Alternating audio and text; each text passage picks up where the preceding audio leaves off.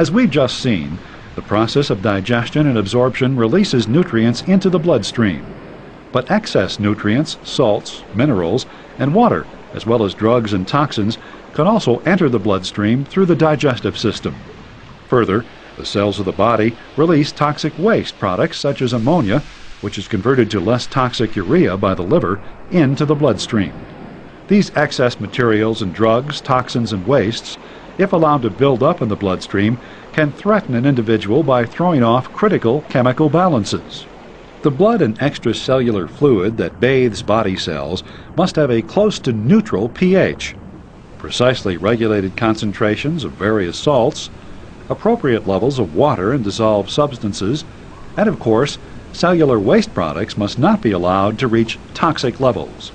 The burden of maintaining proper chemical balance or homeostasis in the body falls largely on the kidneys. Human kidneys are paired, kidney bean-shaped organs located on either side of the spinal column and extending slightly above the waist.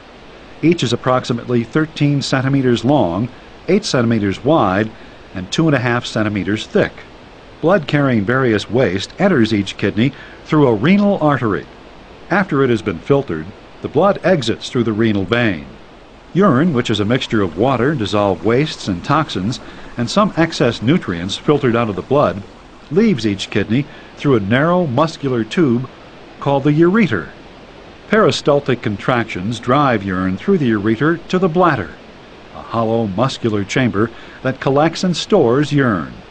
The walls of the bladder contain smooth muscle capable of considerable expansion. Urine is retained in the bladder by two sphincter muscles located at its base, just above the juncture with the urethra.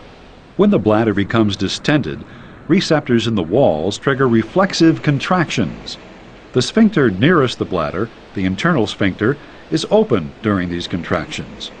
However, the lower or external sphincter is under voluntary control, so the reflex can be suppressed by the brain unless bladder distension becomes acute.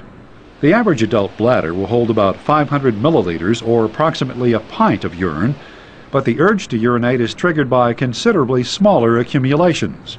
Urine completes its journey to the outside through a single narrow tube called the urethra.